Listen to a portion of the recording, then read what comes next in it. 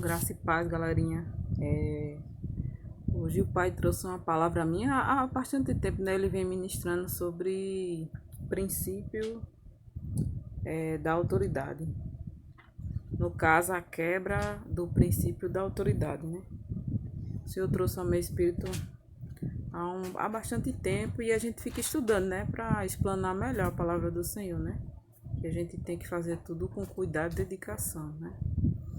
Aí eu vou ler um pouquinho aqui em Números 12. Moisés havia casado com uma mulher etíope e Miriam e Arão começaram a criticá-lo por causa disso. Eles disseram: será que o Senhor tem falado somente por meio de Moisés? Será que não tem falado também por meio de nós? E o Senhor ouviu o que eles disseram. Moisés era um homem humilde, o mais humilde do mundo. Logo em seguida, o Senhor disse a Moisés, e a Arão e a Miriam: vocês três aí vão para a tenda sagrada. Esse é o próprio Deus chamando para a tenda, hein? Eles foram, e o Senhor desceu na coluna de nuvem e ficou na entrada da tenda. Depois chamou Arão e Miriam. E quando eles chegaram, Deus disse: agora escuta o que eu vou dizer. Quando há um profeta entre vocês, eu apareço com eles visões e falo com eles em sonhos. Vê só. Quando ele diz, quando há profeta em vocês. E naquele momento, quando o pai falou, quando há profeta em vocês, ele já desqualificou, né? Miriam. Porque Miriam era o quê? Era a profetisa. E deixa eu continuar a leitura aqui. Aí ele falou, né? O Senhor falou: com o meu servo Moisés é diferente, pois eu coloquei como responsável por todo o meu povo. Pois eu falo com ele face a face claramente, e não por meio de comparações. Ele até já viu a minha forma. Como é que vocês se atrevem a falar contra o meu servo Moisés? E quando Miriam e Arão falaram contra Moisés, porque se você observar ali era uma briguinha também de família, mas independente do grau parentesco, né, que você tenha em relação a exemplo, você que é pastor e tem um irmão, ele tem que honrar você como o que Deus, né, fez na vida dele, que colocou à frente do povo. E Moisés não, e Arão e Miriam não fizeram, né? Eles se rebelaram. A gente vê ali o quê? Rebelião contra autoridades contra autoridades. E não importa a posição em que você o Deus diz, né? Não importa a posição de vocês. O que eu dei a Moisés está acima do de vocês, né? Vê que como é profundo. E quando eles quebraram o princípio da autoridade, né? Arão perde a autoridade de sacerdócio e Miriam fica leprosa.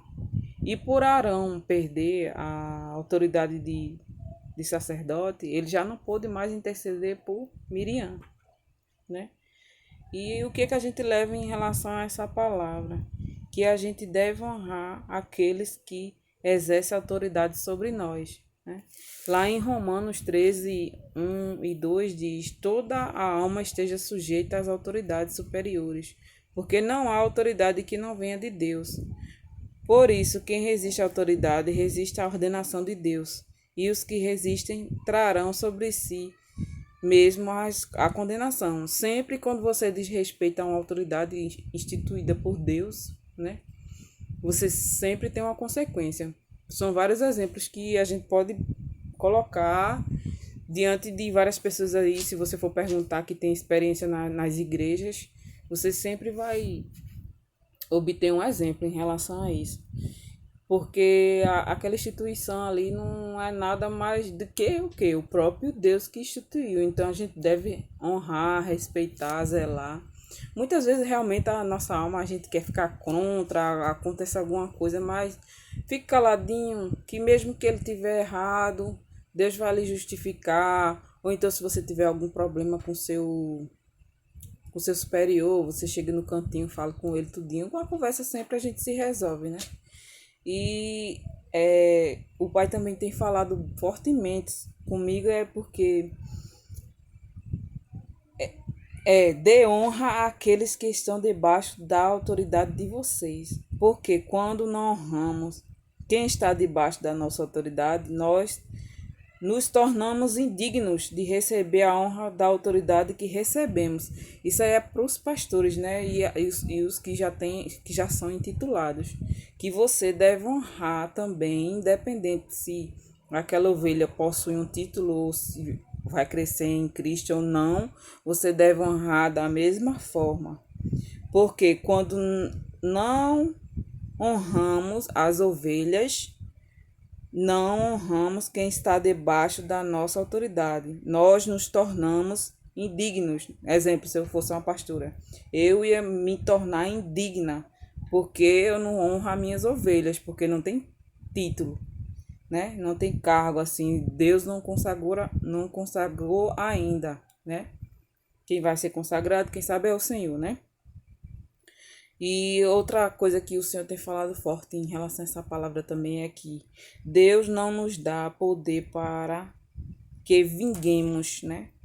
Que a gente passa por tantos processos na mão de várias pessoas mesmo, né? Que tem hora que Deus vai me abençoar para que eu vá me vingar de fulano que fez assim, assim, assim. Mas com Deus não é dessa forma. Deus não nos dá poder para que vingamos de quem nos ofendeu. Deus nos dá poder para quem nos vendeu seja honrado. Vê só. Vê o exemplo de José. Que coisa linda, né? Ele foi vendido pelos próprios irmãos e no futuro, o que aconteceu? Ele foi surpreendentemente honrado por Deus, né? Diante não só dos irmãos dele, mas de toda a terra do Egito, né? Pela autoridade que nós representamos.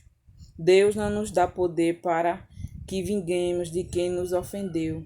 Deus nos dá poder para quem nos vendeu seja honrado pela autoridade que em nós representamos, né?